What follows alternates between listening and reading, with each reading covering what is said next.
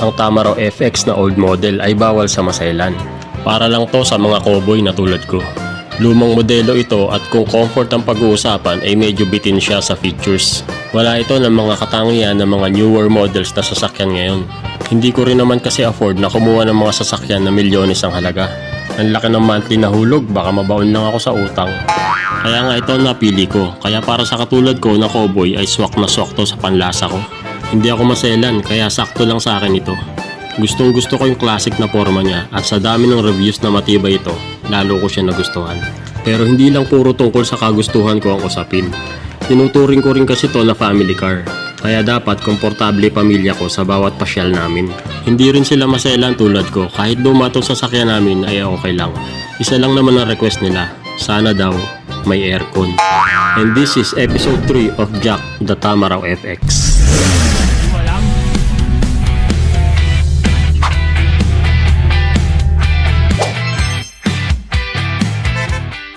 Nung nakaraang Holy Week, umuwi kami ng Bicol at itong si Jack ang ginamit namin. Malayo ang biyahe kaya kinondisyon ko talaga siya. Ayos naman siya manakbo at walang problema sa makina. Ginawa ko lahat ng alam kong preventive maintenance mula sa change oil, palit spark plugs at pinaayos ko yung brake system. Nagpalit din ako ng coolant dati kasi tubig lang. Ginamit kong coolant yung kulay green. Nagpalit din ako ng mga gulong sa likod. Pero nag-request si Mrs. na baka pwede daw ipagawa na ang aircon para hindi mainitan yung mga anak namin sa biyahe. At dahil may budget, sige, pinagawa ko na.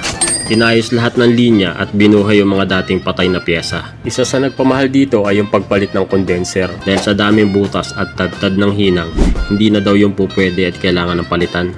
Umabot ng 20k mahigit yung paggawa ng aircon. Lumampas sa budget pero sige lang, aircon para sa mga bata. Gumana nga yung aircon pero hindi masyado malamig. Lalo na yung sa likod, mahina ang blower, malakas pahinga ng pusa. Bumiyahe na nga kami at nung paalis pa lang kami pa Bicol, nawala na yung lamig. Sumingaw na yung preyon dahil kulang sa higpit yung mga tornilyo ng dryer. May pagkukulang din naman ako, hindi ko rin kasi na test drive pagkatapos gawin. Wala na kasing oras eh, kala ko naman all goods na. Ayun, buong biyahe mula papunta hanggang makauwi kami, wala kaming aircon. Ang bad trip doon, para ako nagtapon ng 20k. Hindi ko na pakinabangan yung aircon. Binalik ko siya for back job at ginawa naman nila. Matapos nilang magawa, wala pa isang linggo, nawala ulit yung lamig. Yung magnetic biglang ayaw sumabay sa ikot. Nakailang back job sila sa pagawaan dahil paulit-ulit na nasisira. Pagkaayos ng isa, may masisira ulit. Siguro nga sobrang luma na ng mga pyesa kaya nahihirapan sila. Lumamig naman pero mahina talaga. Inisip ko na lang, mahirap talaga palamigin ang aircon ng Tamaraw FX. Basta ang alam ko, nalusaw yung 20k ko. Kasabay nung pagsingaw ng preyon, nawala na parang bula. Hindi na lang ako bumalik at ayoko na makapag-away. Hinayaan ko muna yung aircon, pahinga sa gastos. After 2 months, lumakas yung ingay ng aircon compressor. Lalong nawala yung lamig, uminit na ang buga. Pinacheck ko sa mekaniko namin, baka kako alam niya yung gagawin. Nung ma-check niya, sabi niya parang bearing daw ng compressor ang maingay. Hindi niya sa ako pang gawa nun, dapat daw dalhin ko sa aircon technician. Sabi ko naman sa kanya, napakahirap maghanap ng masinop na technician. Kaya ang ginawa niya, nagrekomenda siya ng isang kakilala. Ito daw yung gumagawa ng Apex niya dati. Pati yung mga Apex ng katrabaho niya, dun niya rin pinapapunta. Nabuhayan ako ng pag-asa, ako mukhang mahusay at nirekomenda. Pinuntahan ko nga at nung nakausap ko, sabi ko pinapunta ako ni ganito dahil tiwala siya sa'yo. Pinatignad ko nga yung sasakyan at sabi ko ang hula namin ng mekaniko ay palit bearing lang daw. Pero nung tinesting niya sa gauge, loose compression. Hindi lang daw bearing ang problema nito, kundi yung maliliit na mekanismo sa loob ay warat na. Madalas hindi na to nare-repair. Kaya ang hatol, palit compressor.